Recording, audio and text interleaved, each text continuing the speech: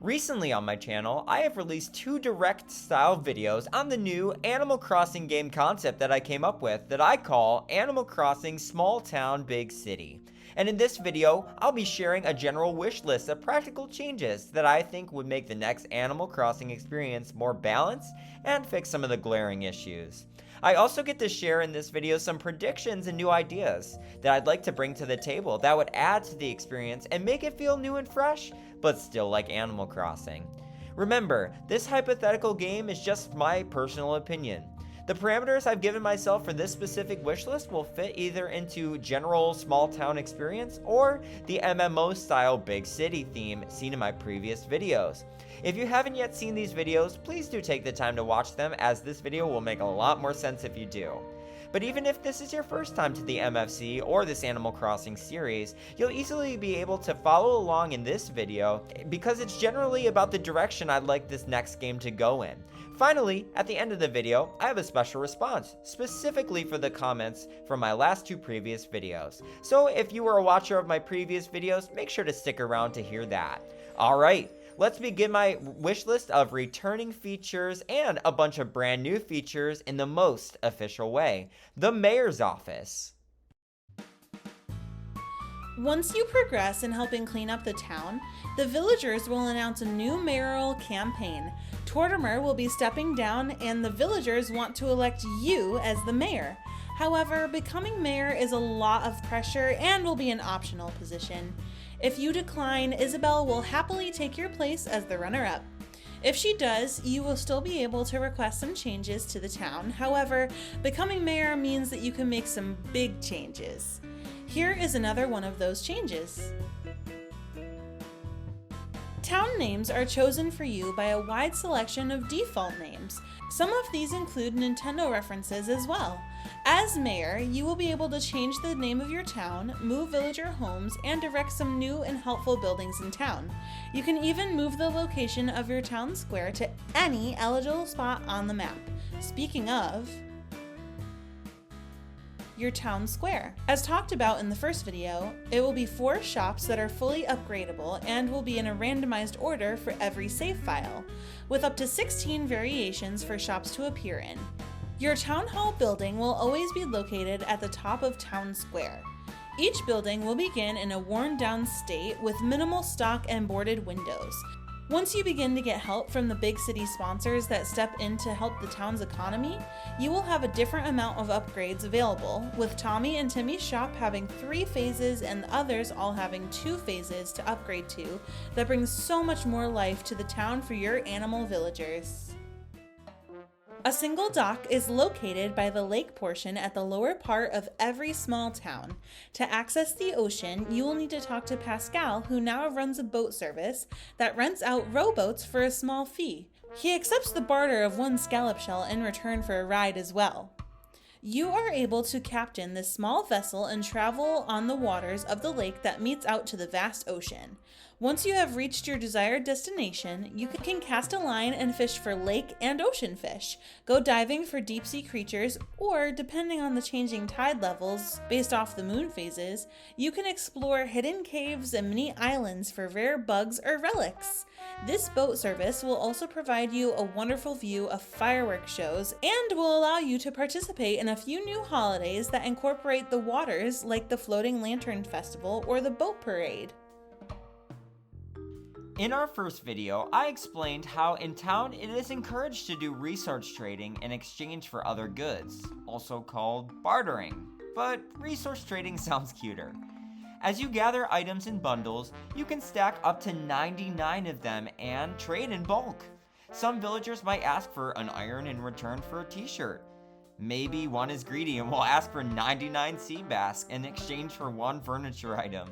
If you choose to deny the request, they will ask how many sea bass it would take to trade for your item you desire. If the number is high enough for them, they will continue the trade. Some won't be so easy and will deny it outright. If you don't have what they desire yet, the villager will remember the request for a long time, and once you have the desired amount, the trade will go on. Common bartered items include wood, stone, fruit, flowers, iron, clay, and the returning item from New Leaf, ores, which you find from hitting rocks or even in the cave that is mysteriously located somewhere in your town.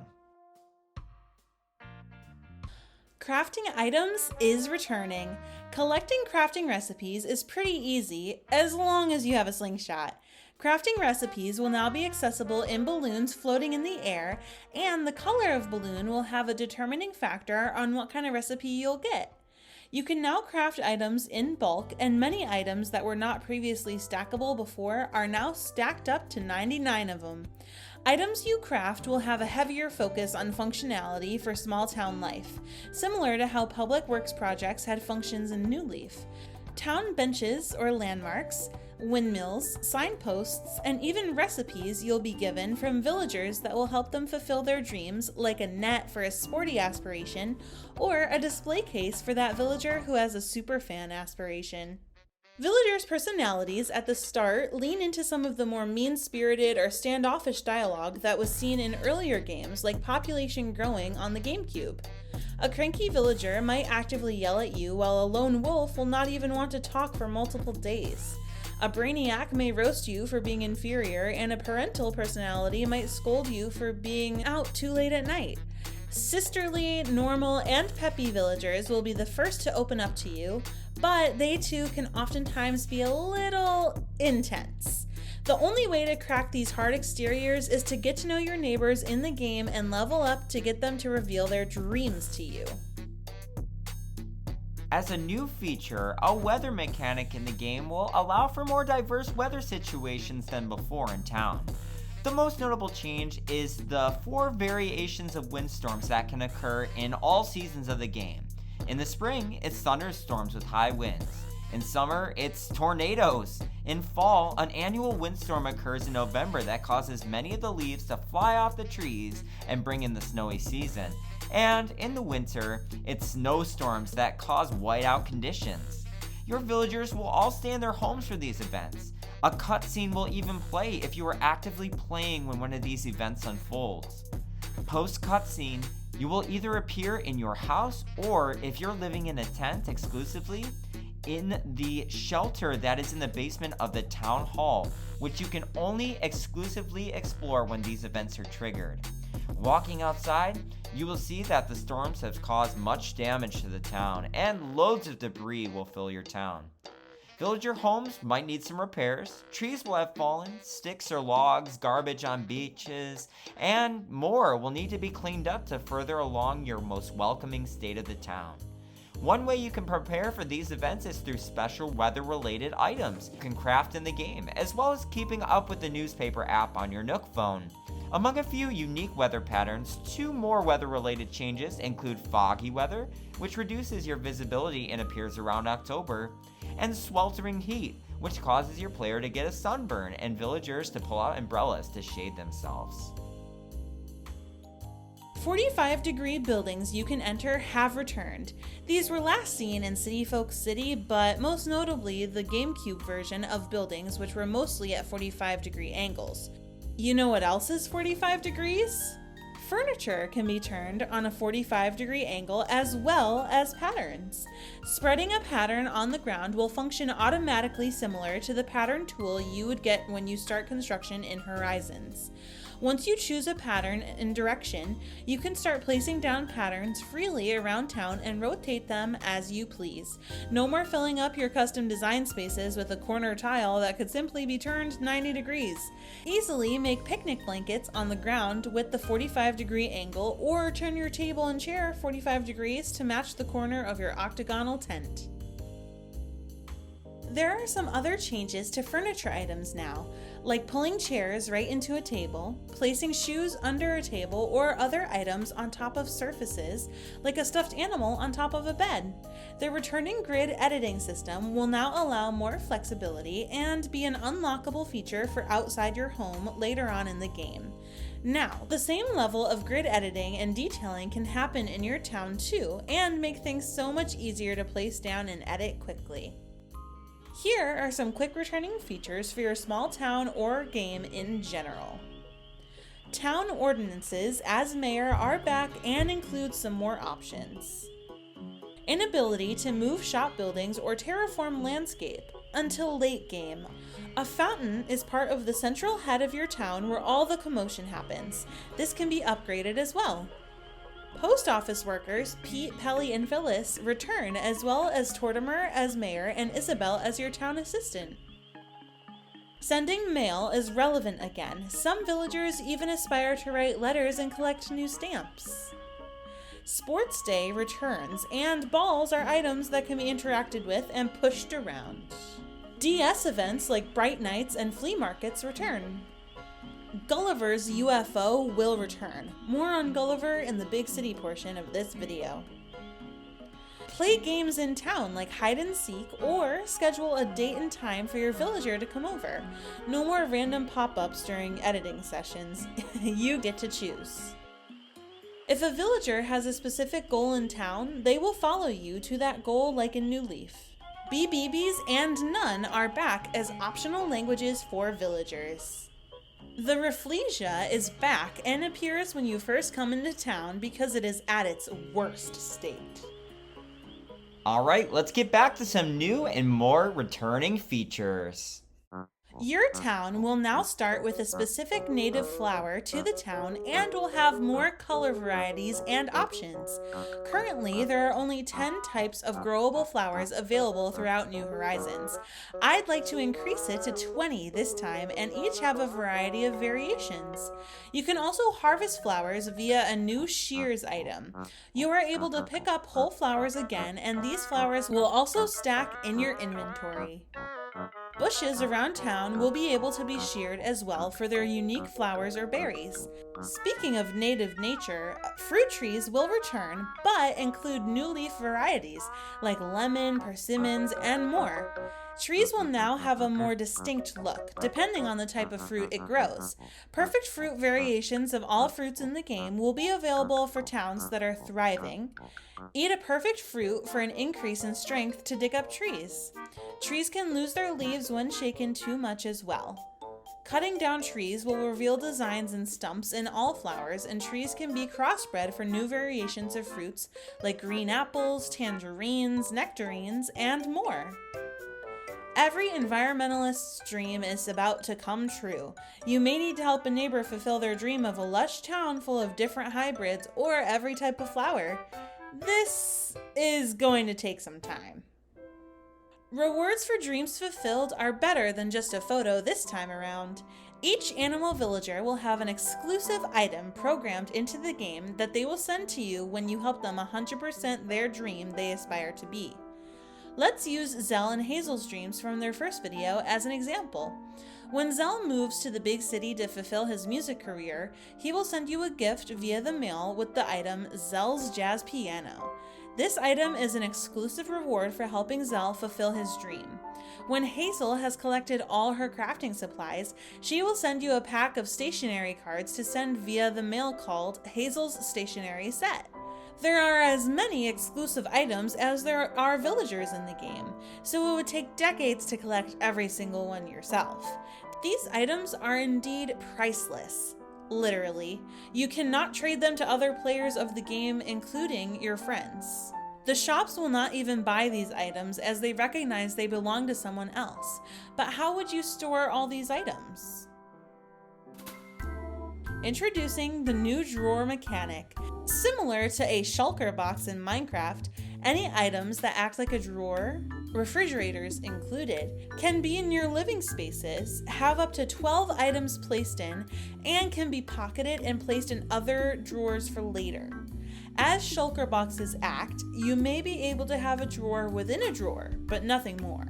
No need to have a bunch of external storage or use bells to expand your home storage. Everything you need can be accessed from one drawer or bundled in your pockets for a project in town in one neatly organized box. Speaking of expanding storage, new decorative bags like purses, satchels, and backpacks can expand your pocket space by a margin when equipped. Cheaper bags expand it only a little bit, but as the price goes up, the amount of spaces it adds grows larger. If you have enough to buy a Labelle branded bag in the big city, it can expand your inventory by up to 2 times its original size.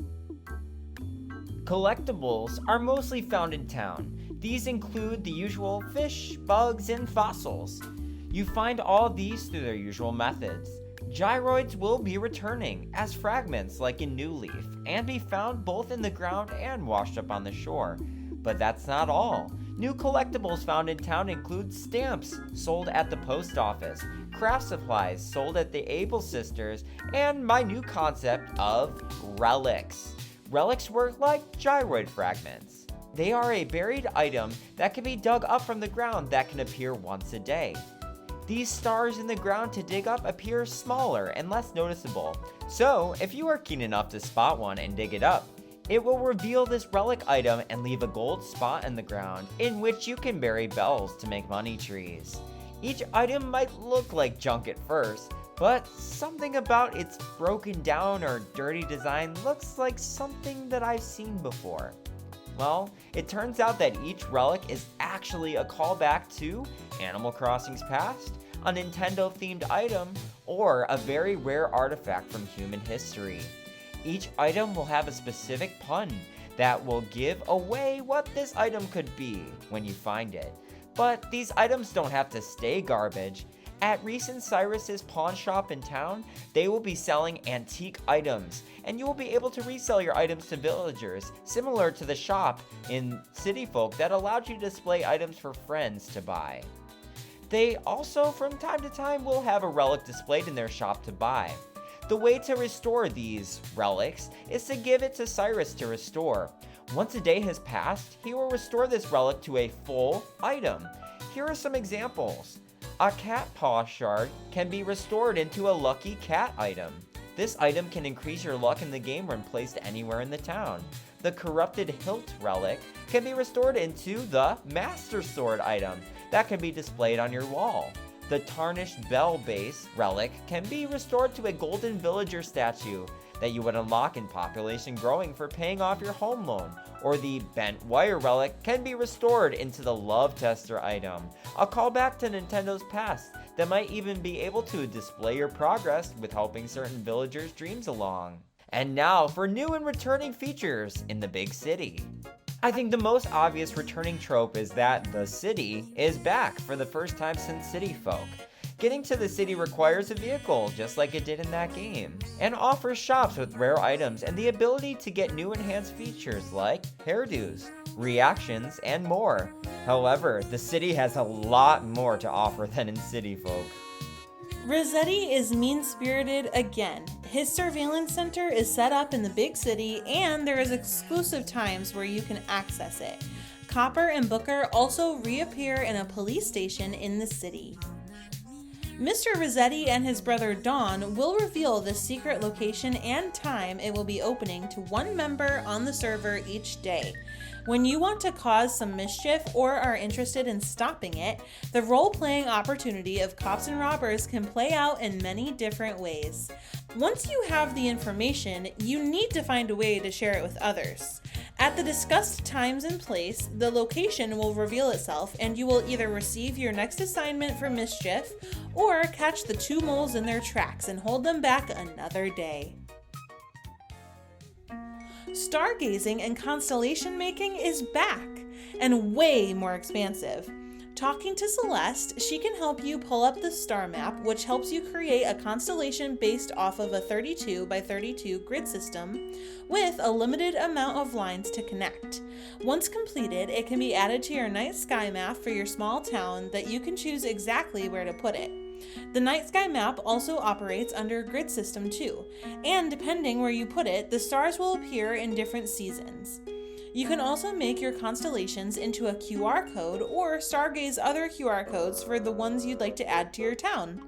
While there is no way to stop people from making obscene star formations, as an active part of Copper and Booker Security League, you will have the option to report content, which Nintendo has the right to remove obscenities from their game. In this game, there is a lot of bugs, fish, and fossils to collect. Instead of having a guide on your phone, Blathers will give you a discovery book to fill. Each time a new fish is discovered, you will get another stamp and some field notes added to your book. But what happens when it's complete? Gulliver often travels into the museum and promises you a once-in-a-lifetime vacation to a mystery location with never-before-seen things to collect and see whenever you finish the book. I can't give it away, but let's just say that it involves his UFO and craters, which may or may not be made of cheese. Katie, a small kitten character, gets lost here. She explains that she lost her mommy in the city and needs you to help her find her. She could be in any number of places, so try to help Katie as quick as possible for a sweet reward. In the Enweedle leak, he revealed the development plan that Nintendo had for rideable vehicles in the next Animal Crossing game. Well, my idea is that bicycles, Vespas, scooters, and more will be available at the OK Motors shop to purchase with in-game bells. This will provide a quick way around the city streets and offer tons of customizable options, including skins for motorbikes that you can custom design, stickers to place on bikes or scooters, and choosing any color from the color wheel for its main structure. These items will not be cheap. The push scooter would start at 60k bells, while an electric scooter would be more like 200,000 bells. Manual bicycles might run you 100,000 bells, and motorbikes are going to be a lot more than that. Each item will have a different speed. The more you pay, the faster you will go. These items will only be rideable in the big city, but can be taken back to town as decorations only. But don't think you'll be going too fast. Certain vehicles are only meant for the roads, so you'll have to obey the traffic laws and let animals cross the crosswalk. This will truly make the game live up to its name, Animal Crossing. Now, with a city with a ton of new features, it would be impossible to list every new thing that you can do here. If you want to hear more about that, check out my last video on the big city. Instead, let's talk about some details about returning characters that we haven't shared yet. The Shampoodle's Barbershop with Harriet. The theater where you can learn reactions from Dr. Shrunk. The shoe shop owned by Kix. Gracie Grace is now a mega store and features LaBelle's designs. Brewster offers you a job in his cafe. Tom Nook has an emporium run by new salesman Lyle. Happy Room Academy is back, now a school run by Lottie. DJ KK Slider concerts return from Horizons, and Club LOL is back too. Cap'n's taxi service that brought you to town in Wild World returns and now brings you to the big city from your town. Digby is back and now helps Tom Nook as a realtor. Special guest appearances from beloved classic NPCs like Phineas, Frillard, Joan, the OK Motors crew, and Blanca appear in the city in various locations. There is so much past content to bring back in a new Animal Crossing game while still making it feel like a brand new experience. To summarize, returning mechanics and NPCs will keep the game feeling familiar to fans across the generations of games, while spicing up the gameplay for more modern audiences with rideable vehicles, new shops and games, and a ton of long game goals and collectibles to earn or restore. But what if the game gets boring after a while? One of New Horizons' worst attributes was that it was incomplete at launch and needed tons of free and paid DLC to keep the game running longer, and many people burnt out over a couple years of playing it. What if I told you that the DLC could be the most legendary and practical DLC that Nintendo has ever made? Well, in the next video, we are going to learn more about what Tom Nook and Cap'n are up to in expanding their dreams, and what Animal Crossing Small Town Big Cities DLC should look like. In a final note, I just want to say thank you for all of you who commented and supported my last two videos. The Big City video now has over 10,000 views. You guys have given me some great and kind feedback and some very explicit opinions of what you want your ideal experience to look like, as well as some comments about generated content that I used in my videos. Now, if you paid attention in this video, you will notice that I have taken a big leap in a different direction for these reasons, and I will no longer be using any generated content in my videos. I have a lot of creativity to give, and taking a little extra time to work on these videos without AI will not only be a more genuine experience, but will also give me more time to make things even better. With that being said, after the next and last upcoming video on this hypothetical game series, I will re-release a supercut of all the videos with brand new original artwork and visuals that time didn't previously allow for. I think that this will truly capture the essence of this passion project that I am setting out to accomplish and leave room for a more comprehensive and fully realized game that I just call Small Town Big City. So thanks so much for the love, and I will see you in the next video. Take care, guys.